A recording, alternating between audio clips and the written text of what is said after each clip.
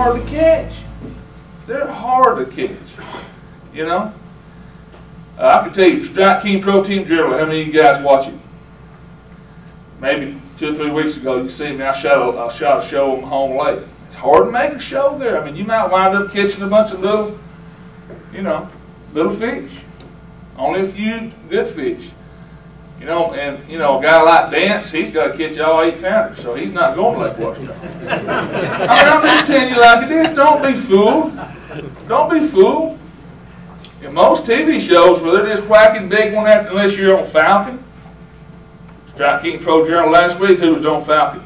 Chad and Denny, right? They were kicked. Chad caught a 12-pounder, right? They're on Falcon Lake. Yeah, it can happen down there. Not very many places, I won't tell you. You know, public water where you're going to catch a 12-pounder. Fishing pressure on public water is your #1 consideration. #1. Why? Man, I'm telling you, as a group, we as anglers are so much better today than we were 5 years ago, 10 years ago, 20 years ago. I mean, know how to catch them. Why? I mean, the information's there. The equipment is now here. I mean, this stuff is, if I'd have had that stuff 20 years ago, when no one was out there doing it, boy, how much easier would it have been? I'm out there with a box flasher, triangulating stuff on the bank, and, you know, I mean, I've done, if it's been done, it can be, if it's been tried, I can tell you I've done it. You know, I've tied milk jugs to strings and anchored them and stuff that you think I'll never find this again, because didn't have no way to find it. You in the middle of nowhere, no, a box flasher and a compass. That's all you had. Sometimes there wasn't anything to line up on. I mean, there was nothing to line up on. So what did we do back in those days? I had center blocks with rope and jugs. Find a school of fish, I marked them, and hope my jug don't leak, or hope some knothead don't come by there and cut the string off of it.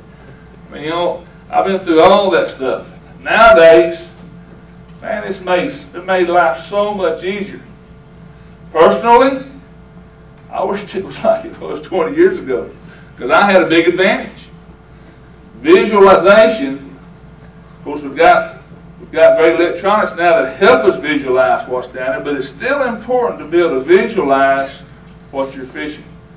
It's the little, if you take anything out of this, what I'm telling you today, it's the little subtle things that are not on an avionics chip.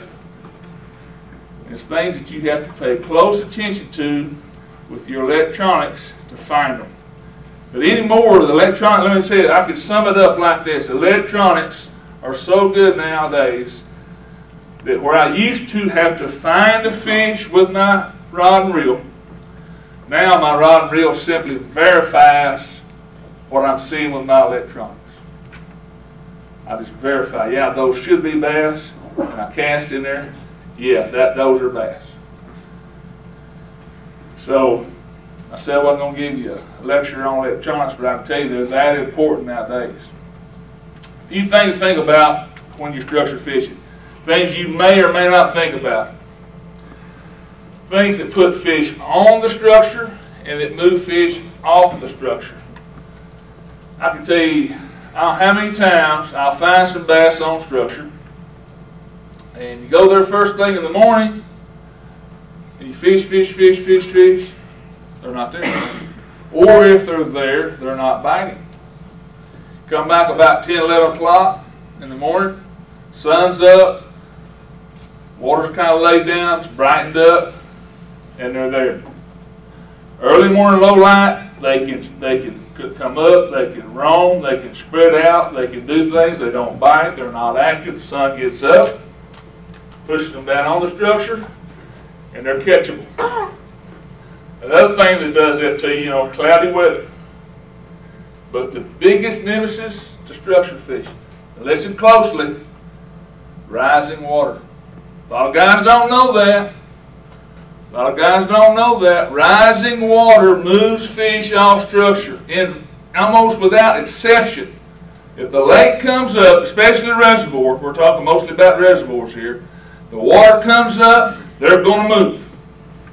They're going to move. I can tell you, I learned way years ago.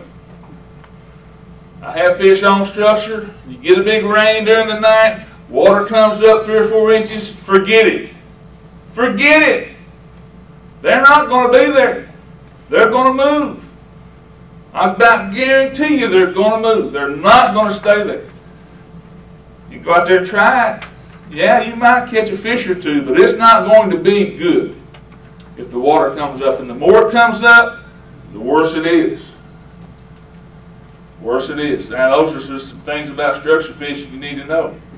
What's something else that puts fish good on structure, makes them bite? Current. Current's good. How many watch Bassmasters TV? What are we always waiting on to happen? Waiting on, if we're on a reservoir, waiting on to do what? Pool of water. Pool of water. Pulling water, moving water. It makes everything happen. Everything begins to happen when the water starts to move.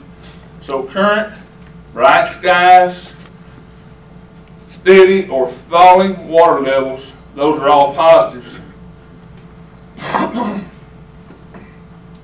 Things you need to know about structure fishing.